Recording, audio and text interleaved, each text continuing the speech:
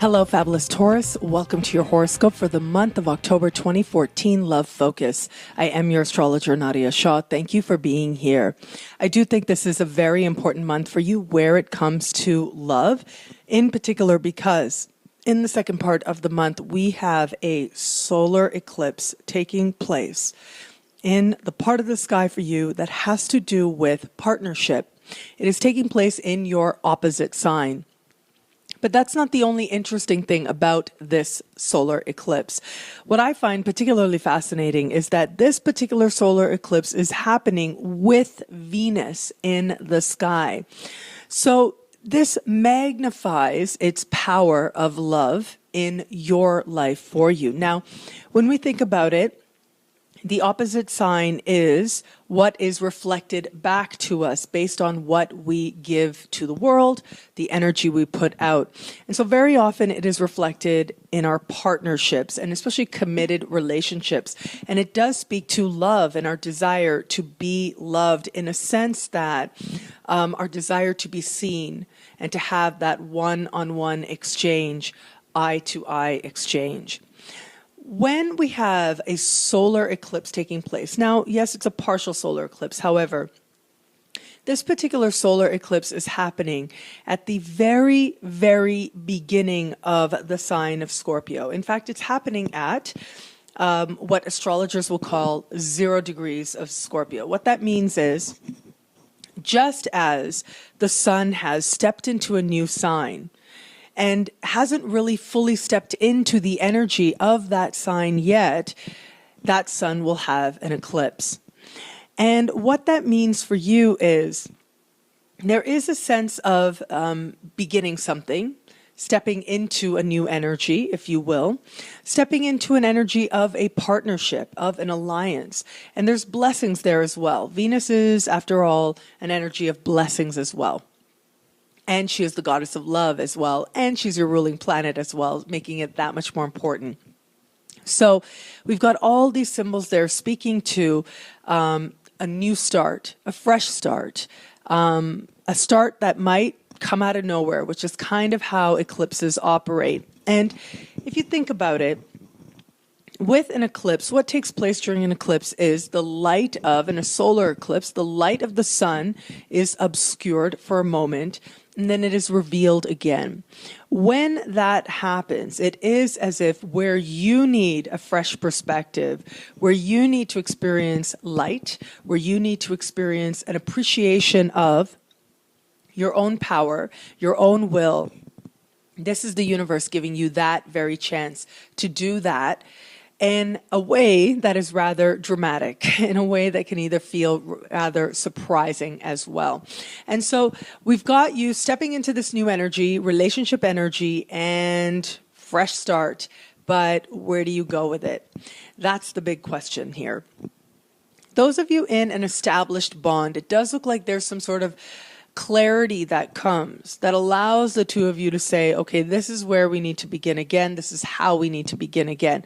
All really empowering stuff, all really great stuff. However, understand that as much as there is this energy of clarity and revelation, it does look ultimately like, and I'll always be honest with you, but I gotta say, it's 0 degree eclipse, right? How much of a huge impact is it going to have outside of your own awareness, outside of your own appreciation? Now, your own awareness, your own appreciation can be everything. It can be more than enough to do what it needs to do to help you trigger a fresh start in love. And that very well may be the case, especially if you're in an established bond. And it does look like there is an appreciation of the love that is available to you.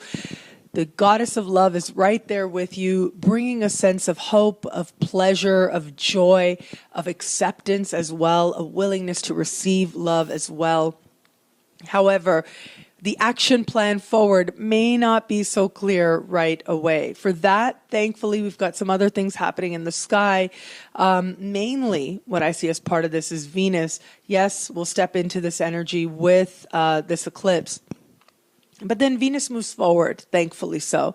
And slowly but surely, you'll be able to uncover more fully and to enact more fully the revelations of the partial solar eclipse that take place for you.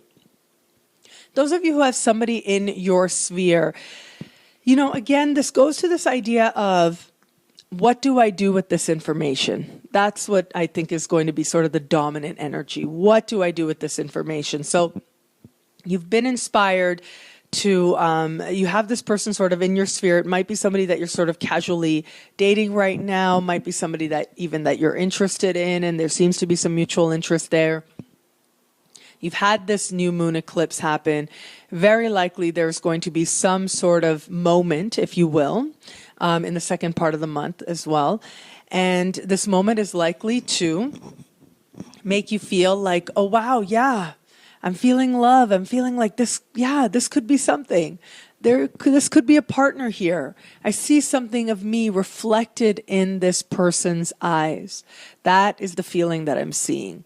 But where you actually go forward with that is going to have to be revealed slowly but surely. Actually, I do think that you're going to have to wait quite a bit as we get towards, no, not quite a bit, but at the end of October and into November, as Venus moves ever closer to, while moving through your opposite sign, will speak in harmony with Pluto. Will speak in harmony first with Neptune, then with Pluto, and then we'll meet Saturn. And so this is part of an ongoing journey, and I'll talk about it more in the weekly horoscopes and in next month's horoscope as well. But this does suggest that whatever begins for you with this eclipse is likely to be something that needs some time for you to fully understand what this could be, what is going on. And it will be something that, whatever it is, it will be true.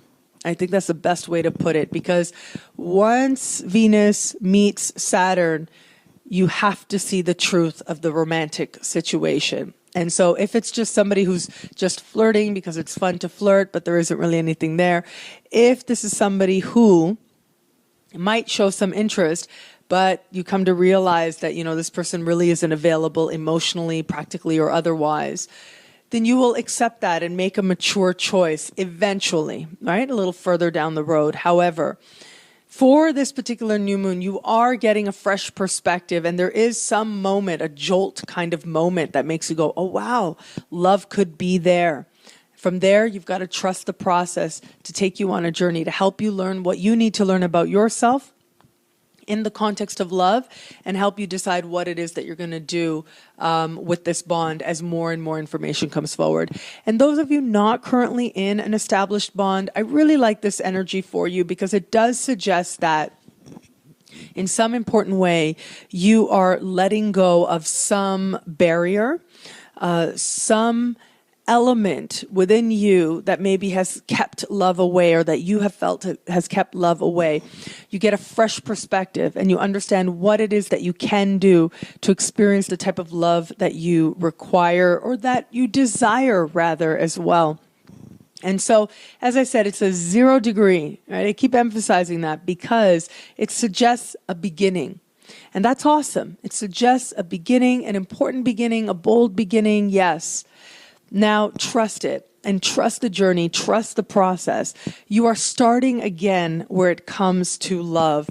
The start is likely to be rather surprising. As eclipses go, they can seem sometimes to come out of nowhere. So there's an element here of it coming out of nowhere.